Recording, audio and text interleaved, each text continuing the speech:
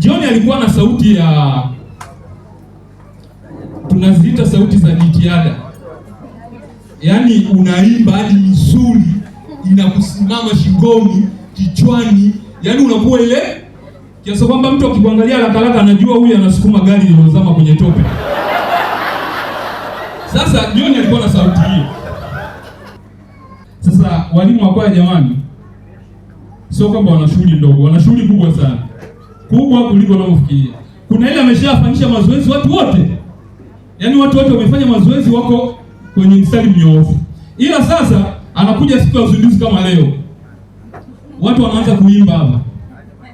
Unasikia kuna mtu anayejua wimbo kule nyuma anaitikia haleluya. Mwalimu anajiuliza, hii sauti inatokea wapi? Kwa sababu mazoezini haikuwa hivyo. Walimu ni wajanja. Anaweza kukutoa wewe kwenye verse ya kwanza akasema unajua wewe unaua sana kwenye ile verse ya pili. Kumbe anajua wewe unavurunda kwenye verse ya kwanza. Kwa anakuambia tunzi ili ile verse ya pili ukija unaunga nao. Wewe unakuwa unajiona ndio star wa kwaya, kumbe ameona unavyoalimu. Haujawahi kuona kuna watu unakuta kikundi kizima mnatolewa 4 au 5.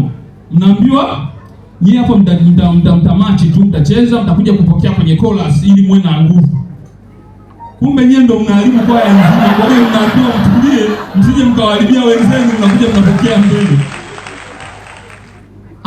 Mimi nafsi kweli kwa naipenda hasa ule upendo wao.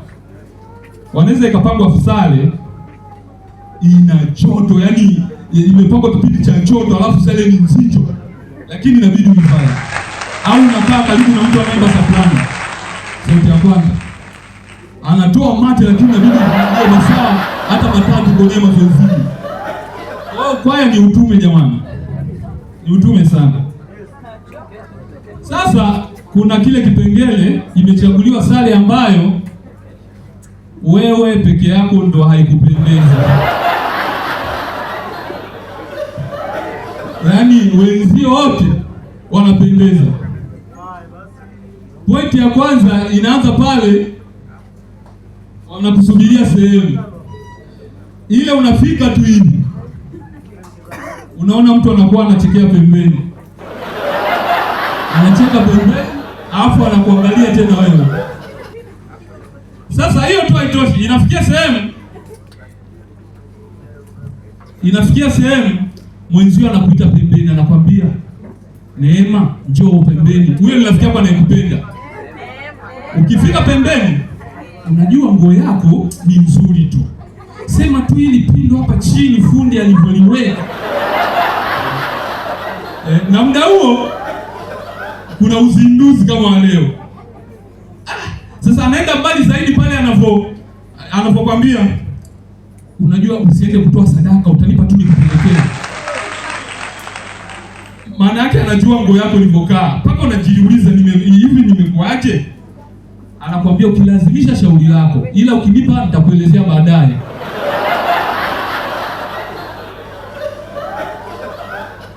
Jamani, naomba nitoe ushuhuda. Unajua kwenye utafutaji tunavyomtafuta Yesu au tunavyomtafuta Mungu, kiuhalisia hapa niko serious kidogo. Kiukweli inabidi tutafute kwa nguvu zote. Nakumbuka kipindi hicho nimeshatafuta fedha, mambo hayaendi. Sasa nikawa bana nimeenda kutafuta hela kwa njia ya mkato. Si unajua? Nina masharti yangu pale nilishapangiwa moja mpaka chini. Masharti kibao sana.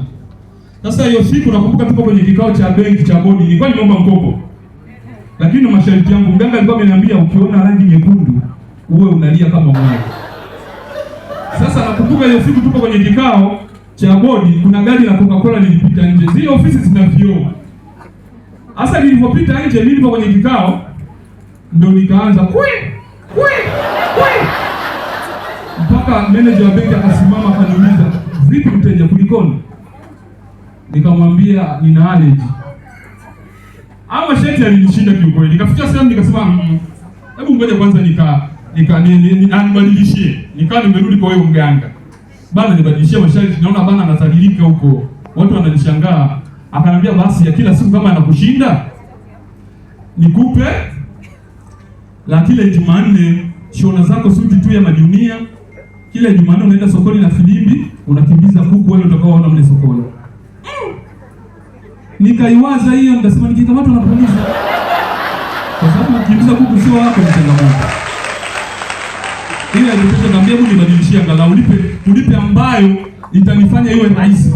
Akaniambia mimi bana nakupa ukifanya hii wiki moja tu, baada ya hapo manake wewe unakuwa bilionea, hebu unafanya wiki moja. Usiongee na mtu wala usisalimiane naye ndani ya hii wiki. Yaani kana kwamba ukisalimiana na mtu yoyote, wewe mjibu tu pumba mbele mchini nyuma. Sasa mimi nilikuwa naishi Uswahilini. Nakumbuka hiyo siku mama wa nyumba amekuja asubuhi, alikuwa anadai hela yake ya umeme. Kafika pale, baba habari. Ndio nikamjibu pumba mbele mchini nyuma.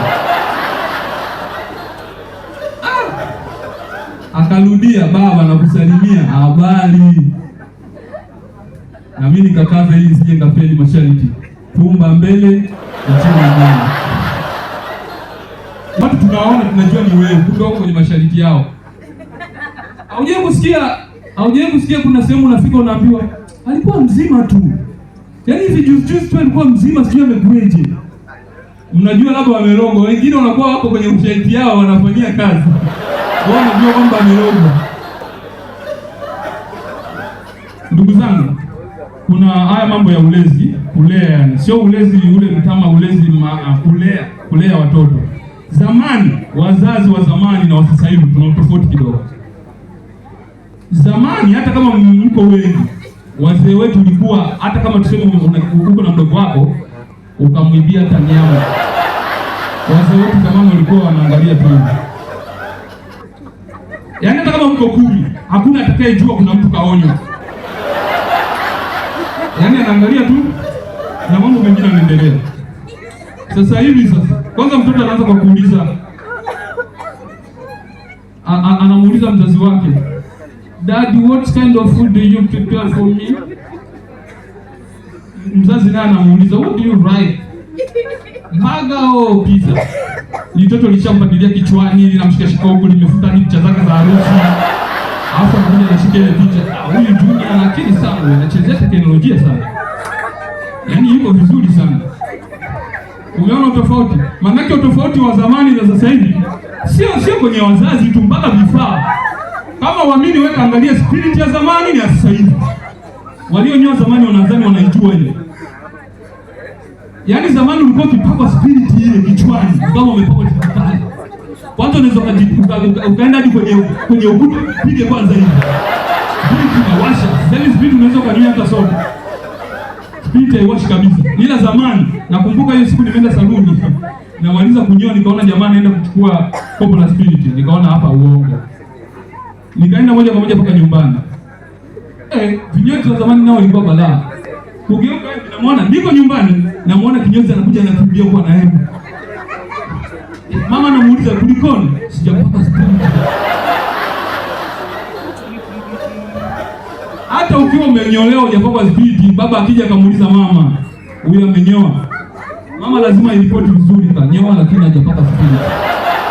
Yaani kupaka spirit ilikuwa kama ndio kukamilisha. Ukinyoa tu bila kupaka spirit kama hujanyoa. Nashukuru sana, naitwa Odis kwa jina jingine mwita. Asanteni.